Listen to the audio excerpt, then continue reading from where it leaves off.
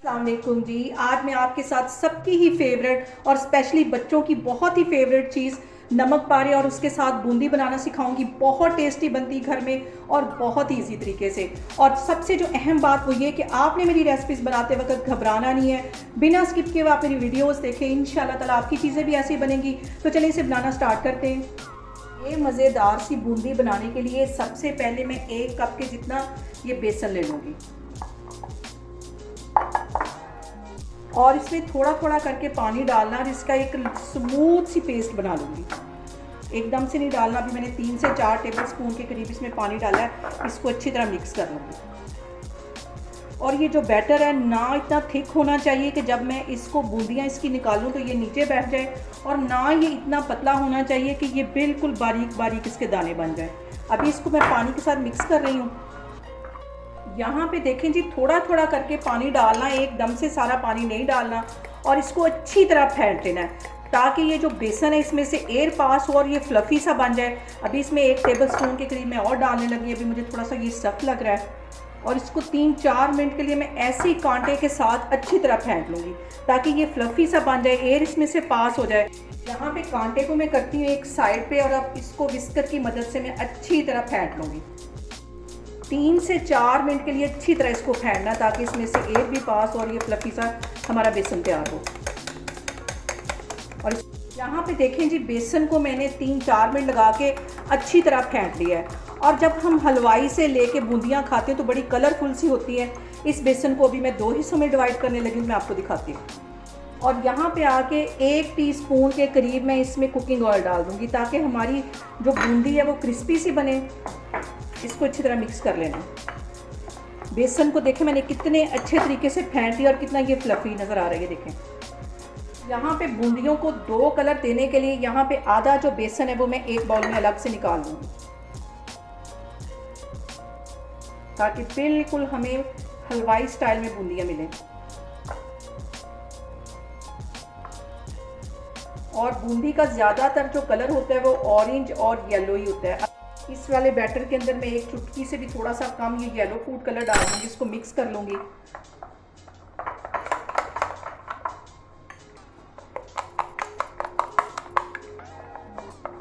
आधे बैटर में मैंने येलो फूड कलर डाल दिया था और आधे में मैंने ऑरेंज फूड कलर को भी मैं अच्छी तरह मिक्स कर लूँगी।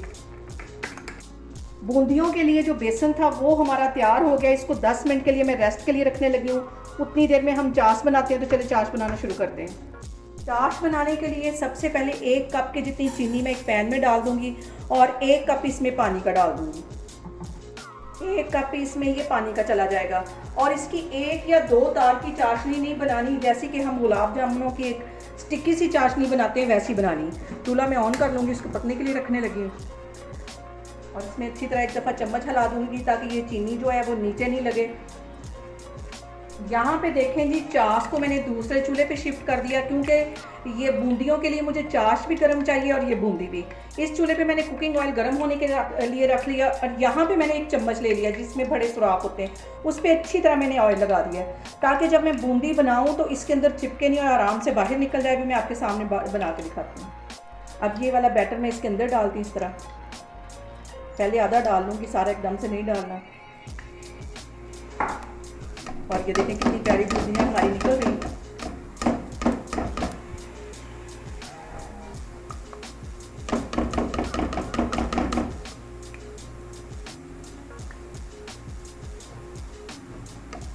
और जितनी दफ़ा हमने इसमें बूंदी डाली, इस चम्मच को साफ करके फिर इसमें डालूंगी। और बूंदियों को यहाँ पे अच्छी तरह क्रिस्पी होने तक मैं इसको फ्राई करूँगी ताकि अच्छी तरह ये क्रिस्पी हो जाए। जैसे जलेबियों को हम ऑयल में पहले अच्छी तरह क्रिस्पी करते हैं, इसी तरह इनको करना है। 3 से 4 मिनट लगेंगे इन्हें क्रिस्पी होने में। यहाँ पे देखें जी, बूंदी हमारी अच्छी तरह क्रिस्पी हो गई क्योंकि इसकी आवाज़ से हम अंदाज़ा लगा सकते हैं। इसको अच्छी तरह मैं ऑयल से निकाल लूँगी और एक बाउल में शिफ्ट करती जाऊँगी। अब दोबारा से फिर मैंने इस चम्मच को साफ कर लिया, इसके ऊपर घी लगा लिया और ये वाला बैटर इसके अंदर डाल दूँगी।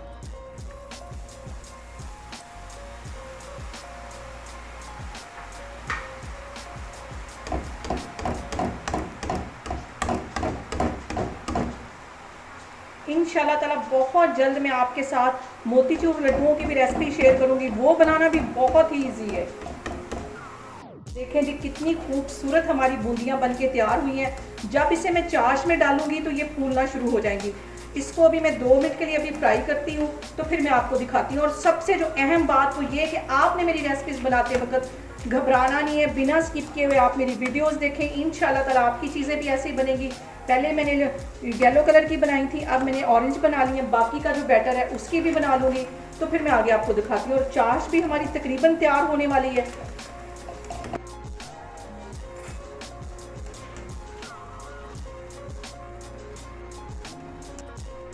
यहाँ पे देखें जी चाश भी हमारी अच्छी सी स्टिकी सी तैयार हो गई है।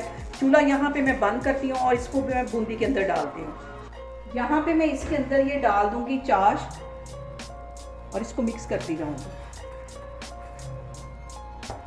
आप यकीन जाने बाजार से ये कहीं मज़े के घर में बनते हैं, साफ़ सुथरे तरीके से, बहुत इजी तरीके से।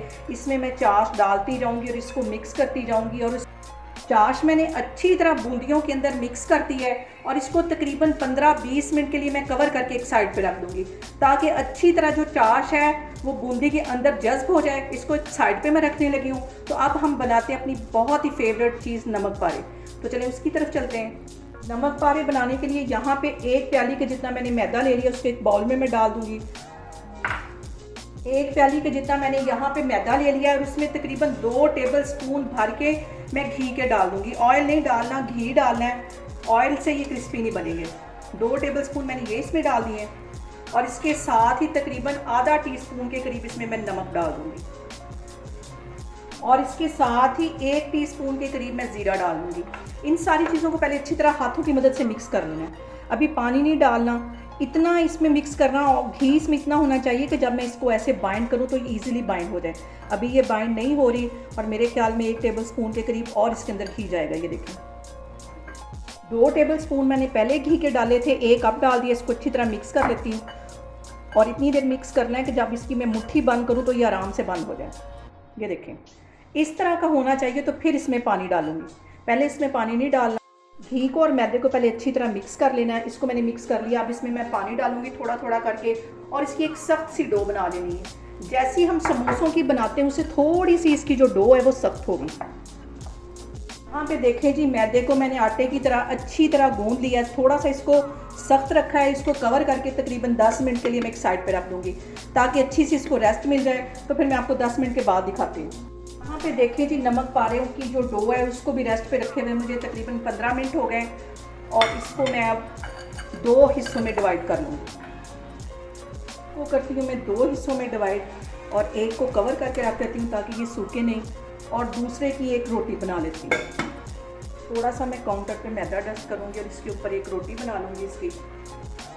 यहाँ पे मैं एक पतली सी रोटी बेल लूँगी इसकी।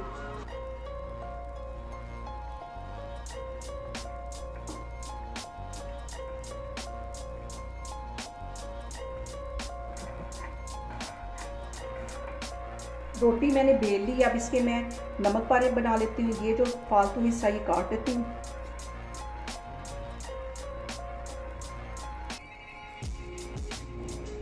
सबको मैं इसी तरह छुरी की मदद से काटती जा रही हूँ। एक साइड पे मैंने अच्छी तरह कट लगा लिया। मैं इसकी दूसरी साइड इस तरह नमक पारों की इसको शेप देती जाऊँगी। सारे में इस तरह काटती जा रही हूँ। तो फिर मैं आपको दिखाती हूँ। देखें ये वाली शेप बनती जाएगी। सबको मैं काट के एक साइड पे रखती जा रही हूँ। ऑयल मैंने गर्म होने के लिए रखा है और ऑयल जो है वो अच्छा खासा गर्म होना चाहिए। हल्के ऑयल में इसको फ्राई नहीं करेंगे।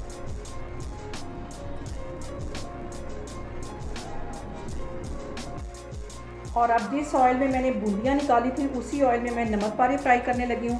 पहले मैं एक डाल के इसकी हीट चेक करूँगी। अगर ये फ्राई होके फ़ौरन ऊपर आ जाएगा तो हमारा जो ऑयल है वो बिल्कुल ठीक गर्म है। हमारा अच्छा खासा गर्म हो गया। अब इसमें मैं ये सारे नमक पारे डाल दूँगी और यहाँ पे चूल्हा थोड़ा सा मैं हल्का कर लूँगी। इसको चम्मच की मदद से अलग कर लूँगी। ज़्यादा इसको काला नहीं करना, हल्का सा बस गोल्डन कलर ही देना है।